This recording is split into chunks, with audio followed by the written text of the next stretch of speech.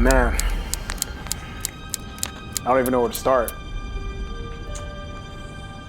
I guess we could just start talking about the day from start to finish. If Russell is successful in winning another world title, he will be the only lifter to have accomplished 3 world titles in the 83 kilo class. Jerins Kengamo going all in with a 350 kilo final pull. Oh my goodness, he's done it! He's done it! Jerins Kengamo has pulled the upset! Whoa! January 26th was obviously Sheffield. I've been home for the past couple of days now, and I think it's about time to talk about how everything went. When you guys are watching on the live stream, you see a story, but there's so much happening behind the scenes that you guys have absolutely no clue about. Now, coming into Sheffield, there's a lot of conversations about how I took an L back in Lithuania, and that definitely took a toll on me mentally, just because a lot of people were talking about, am I done, am I washed up? I had the whole powerlifting community basically on my head, and it was like an interesting place to be at because I hadn't lost to me in about 5 to 6 years. It became a challenge that I bestowed upon myself to figure out how much better can I actually get? How much can we progress in this short amount of time if we were given the chance to redeem ourselves in Sheffield? And that's something that we did get. We got the invite, and I told myself it's time to lock in.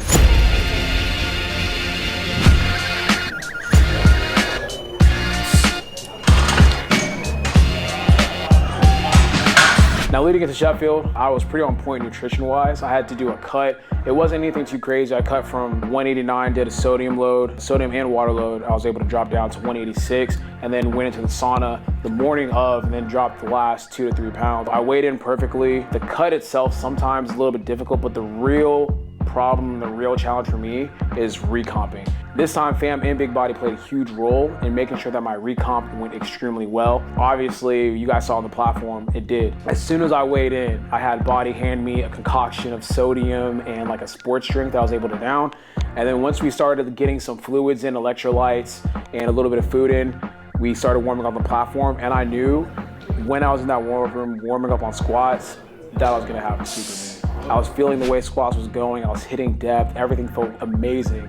And by the time I stepped on the platform, I felt like a god. So opening up on squat, we had a plan of starting out with 307.5 kilos, basically 670 pounds. And I was able to make that move. And on that first attempt, just kind of like seeing the crowd and walking out there, I was like, damn, this is a lot of people. This is the moment that I've been waiting on my whole powerlifting career, to lift in front of this many people on this type of stage with people back at home watching and cheering me on. So once I blew up that first attempt, it moved well.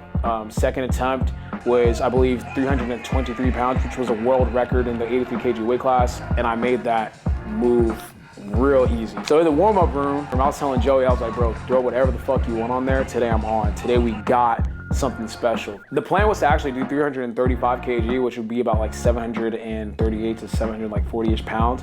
But I was like, nah.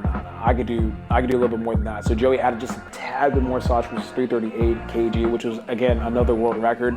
So that put me at 745 pounds for squat, and I made a move. I blew it up.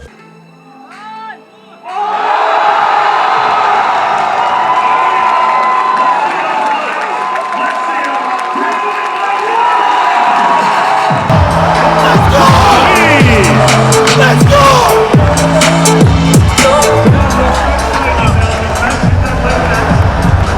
This was a unique competition, right? I'm competing against other people in different weight classes, but at the same time too, there was 2 other 83s that they added to the mix. I was actually facing the person that beat me in Lithuania not too long ago, and I was like, you know, let's have a focal point and just kind of competing against him, and then the rest will fall into place. So they missed their last 2 squats, and I kind of saw blood in the water, and I was like, if I could body this 338 squat on my 3rd attempt, we could really put our foot on their necks in terms of this competition and make it really difficult for them to have any room to come back later on.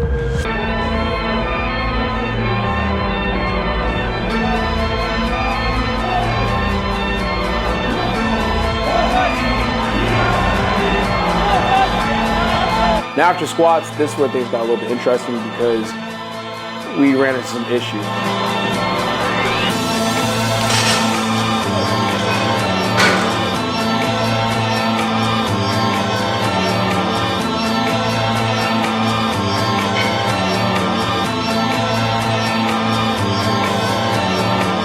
But I want to talk about bench because bench is something that I've been able to improve over the course of Lithuania to now. Bench has been one of those hard to progress movements for myself just because like I have pretty long arms. And I think we hit an all-time low point in Lithuania when I only benched 413 pounds for my third attempt. I got back home to Houston and I'm just like kind of frustrated because bench is somewhat holding me back from building a really, really good total. At this point, you can't be a specialist. I can't just be a squat specialist. I do have to have my lifts be comparable to the competitors that I have competing against me, because what happens is, yeah, you build a good lead on squat, but then your competitors are benching a little bit more than you, and that kind of helps them catch up. Then when they get to deadlift, they're able to really put their foot on your neck. When I got back to Houston, we were just throwing things up against the wall, and I was like, I mean, at this point, it can't get any worse. Let's try switching up the technique. And the first time I switched my technique up, it worked.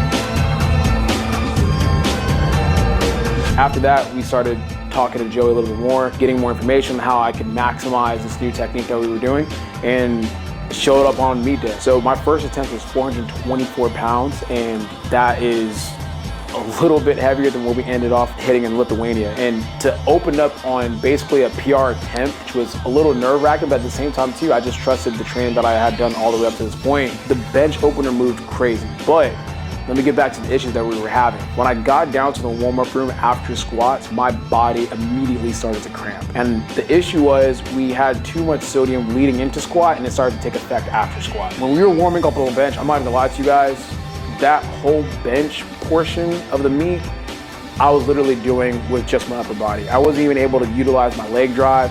I wasn't able to actually get tight and brace into my belt or do any of the things that I had learned over the course of me getting ready for this meet on bench. And it was insane because I was telling Big Body and Grant, because he was helping as well, I was like, hey guys, I'm not gonna lie to you guys, my chest, lower back, and legs are cramping right now. What are things we could do to kind of salvage the situation? Because right now, physically, I was having a super meet, but then it was taking a turn for the worse because the cramps were starting. And if you guys are, if there are any powerlifters watching this content, once you start cramping, almost a wrap. So what we did is that we just started chugging water because my body just needed water. Come back out for the second attempt, it was 441 pounds, which is 200 kg. And this is a number that has been mythical if you guys have been following me for a minute on my YouTube channel, because I'm like, if I ever bench 200 kg in a meet, I'm going crazy. And if you guys watched the live stream, you saw me literally look into the camera that was following me, I said, wow, we are really benching 200 kg. And it moved pretty well. But at the same time too, since I was only using my upper body, I could only squeeze out so much. So it moved a lot slower than what we were anticipating. So it only moved up to 202.5 kg for my last and final attempt, which is 446 pounds. And I was able to basically muscle it up. If you saw, like literally, my left side was basically powering through and then my right side followed. But like I said, I'm surprised that I was able to hit that given the circumstances, because I was literally cramping the whole time. I couldn't even get my usual body position because my lower back was cramping.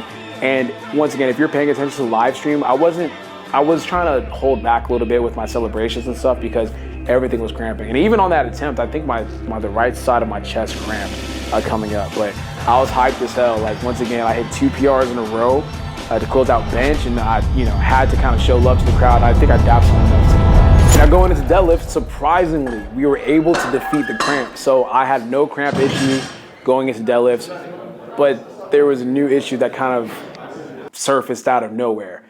I could not see.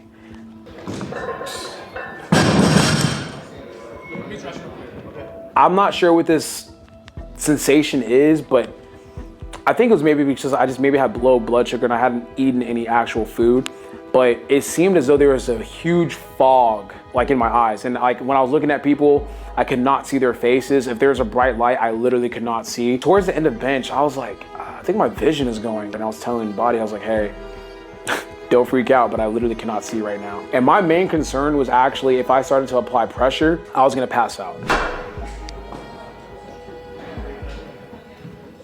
Exactly sure why I thought that, but it just felt like I was getting close to blacking out a little bit. Typically, whenever you brace, you're gonna have blood that rushes to your head. So I wanted to be careful with that. That's why you see a lot of powerlifters that when they have too much sodium, they end up passing out on the platform, and that was a concern of mine. So we opened up with 310 kg on the platform. I was walking out, I couldn't see anything. I literally just got in position to pull, and it moved fine. And I could tell I was strong as hell, but I wasn't gripping the bar extremely tight. I wasn't bracing extremely hard because once again, I was concerned about me passing out. Now the second attempt gave me a world record total. It was 330 kg, which is 727 pounds, I believe. That moved really fast. And what's crazy is that once again, I was not applying pressure. Like I was not bracing into my belt. I wasn't gripping the bar extremely hard. And the reason why I said that is because this plays a role into my third and final attempt. Now, my third and final attempt was supposed to be 345 kg. And I think that would put my total at 885, but I think someone missed and we only had to do 842 to secure second place. Joey was like, hey, 342.5 kg, do you have it? I was like, absolutely.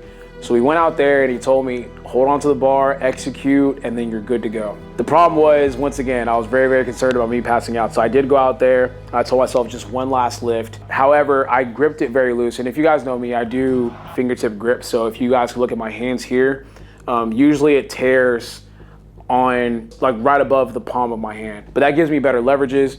And once again, like I said, I didn't want to grip all the way because I didn't want the blood to rush all into my head and then potentially pass out in front of like, what, 330,000 people that were watching the live stream. I gripped the bar, and once again, this is easy weight. To me, I don't need to go all out to do it. I just need to follow through with the lift. So I started pulling, and this is where a lot of people say that I got robbed, and we could talk about this very briefly, but basically when I got to the top, I saw the judge give me the down command, and as soon as he did that, the bar did start to roll. So the bar was rolling in my left hand, but I had already seen the down command, so I thought I was good, and I just put it down. Now the two side judges, I'm not too exactly sure why they gave it reds, but it got reds nonetheless. They went to the, and this is interesting because Joey went to the jury and talked to the jury, and I actually got I think a 3-1 to the jury, but you need unanimous in order to get the call overturned. I only got 3-1. I needed one more judge to give me a good call. Overall, it was crazy. This meet was special. Now in terms of grading my performance, I would have to give my performance a B+, maybe almost an A. The only reason why I say that is because a lot of people talking about this meet have me projected like not even placing. We were holding second place for a majority of the meet until I dropped that last deadlift and someone was able to sneak up behind me and get it. It's weird because this is the best that I've ever felt in a meet, but then also too, there was a lot of things that are happening behind the scenes that made it a little bit weird and not as great as it could have been. I truly believe that I had a super meet right there in front of me. I PR'd my total by 10 kg, which is cool, but at the same time too, I'm looking at what it could have been had the outside factors been perfect. But at the same time too, this is an international meet. Like I had to fly over to the UK to get this done. And for those of you guys sitting at home, competing internationally is very, very difficult. If you look at some of your favorite lifters that competed in this meet, they probably didn't perform as great as they know they can because once again, it is an international meet and you do have to understand, you have to shave a little bit off of your best performances because it is just almost impossible to have an amazing meet to where you're gonna be destroying everything that you've ever done inside the gym and on the platform. Now talking about Sheffield itself, this was a dream come true. I almost have, it's hard for me to put into words like how special this meet was for me. I started powerlifting back in 2015 and I had a vision, I had a goal of what powerlifting could actually be and look like. And when I competed on January 26th in Sheffield, UK, I was able to realize my dream and see it right there in front of me. I mean, we had basically 2,500 people show up in person to compete.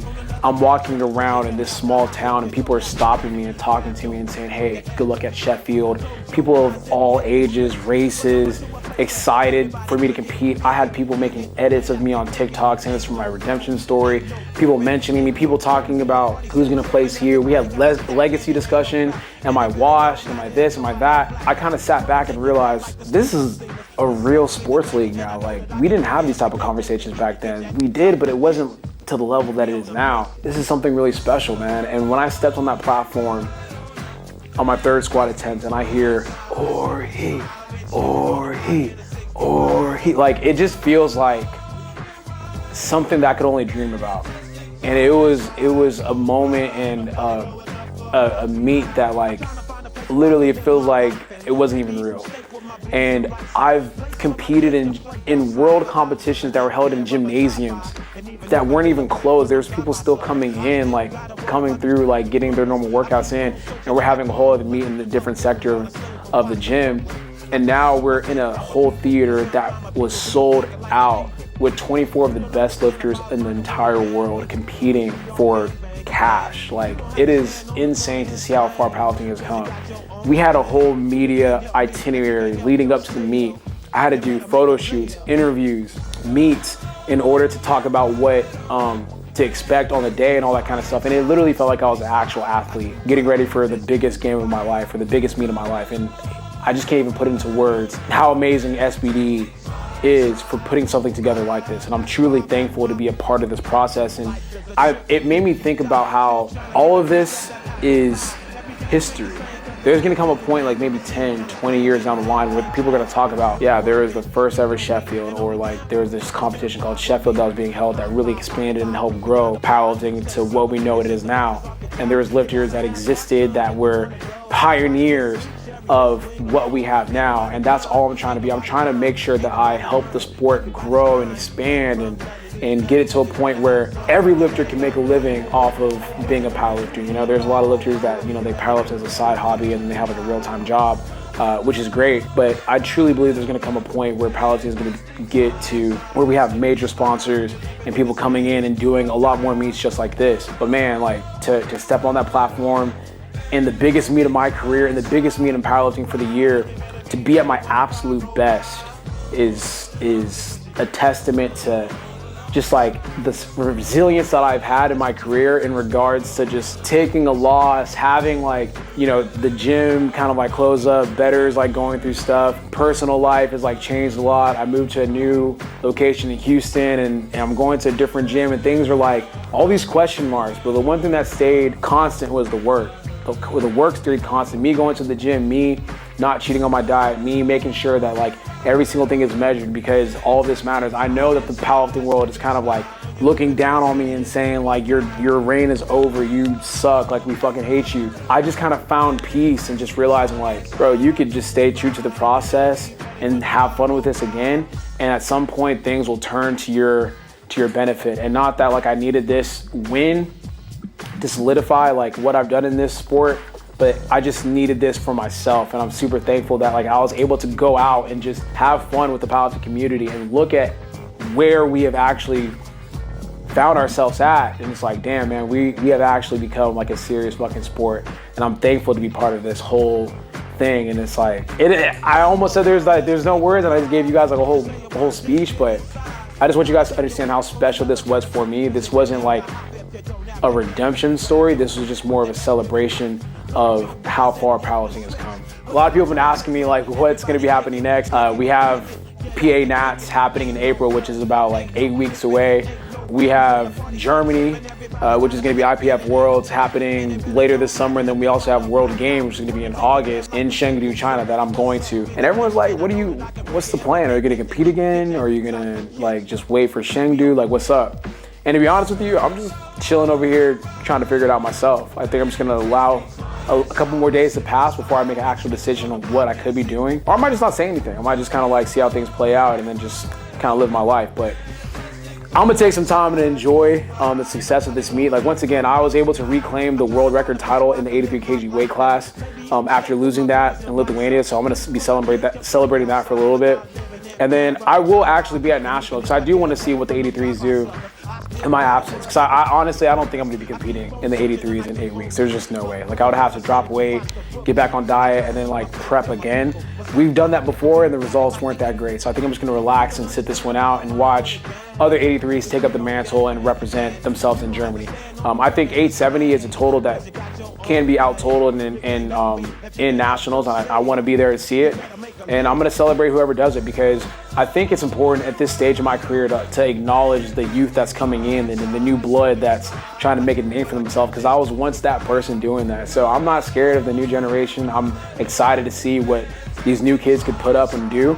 And I'm just here to enjoy what powerlifting has become. I'm just super happy to be a part of all of this. I think that powerlifting has become like this beautiful sport that I can now look at as an elder statesman and just be like, hey man, you guys have your run with it. I'm still here, I'm gonna still do my thing, but I'm also not gonna be negative or be like unsupportive of people that are coming up as well. We fucking did it, man. Let me talk my shit a little bit just to close this out. Oh, so many people doubted. So many motherfuckers have been saying, you know, I'm done and I'm washed, and I haven't really been paying attention to it. It does feel good to shut people the fuck up. Like, I think like in powerlifting, we sometimes forget that you don't know everything. You can sit there behind your screen and say X, Y, and Z, and like, this is gonna happen, that's gonna happen. This is sports. This is sports, baby. You never know what's gonna happen until it actually happens. And I could do something about what people are saying about me because I could still go in there and work. Things aren't definite, things aren't set in stone, and I just wanted to say this to the people that are watching this. Whenever people are counting you out, just because they're counting you out doesn't mean it's true. Like, you can still lock in and make that comeback story yours. So whenever people are talking shit about you or saying that you're done or like maybe you're not as good as you think you are, don't listen to them. I remember one of the things that I made very, very clear whenever I got back from Lithuania is y'all not gonna take my confidence from me, bruh. Like, I was looking dead in the camera. I was like, if anything, I feel more fucking confident than I do that I've ever been. So I think that people need to take that into account. Like, you have to be sure of yourself. You have to have that self-confidence because people are gonna try to take that from you. You can't let that happen. So if there's anything you guys should take from, I guess, this comeback story, I don't call it a comeback story because I didn't go anywhere. But if you guys can take anything from the story, is that you control your own fucking destiny. Like, you can make things your own story, and if you don't listen to people and, you know, sometimes push back and work against things that are working against you, you can come out victorious. And don't ever be fucking shy to be you and know that you are the person that dictates what goes on in your life. But man, it feels good. It feels good. I ain't gonna lie to you. It feels good to kind of stick it to people, but also too, like, I don't do it to stick it to people.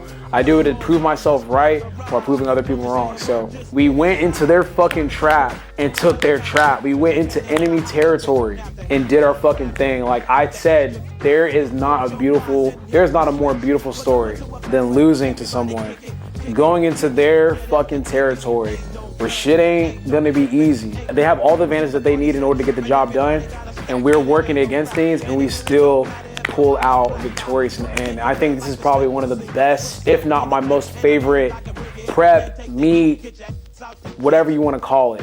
This has been something that is truly special to me, and I'm thankful that I was able to document this journey for you guys to watch. And I mean, shit, if you guys are in the powerlifting community, you've seen all the banter and all the talk. So, man, fuck. Without much ado, man, I mean, until I catch you guys in the next one, like always, if you guys like today's video, if you guys are a fan of pushing through bullshit and winning regardless of what other motherfuckers say about you, please like, share, comment, subscribe. Get fucking better today. I'm out.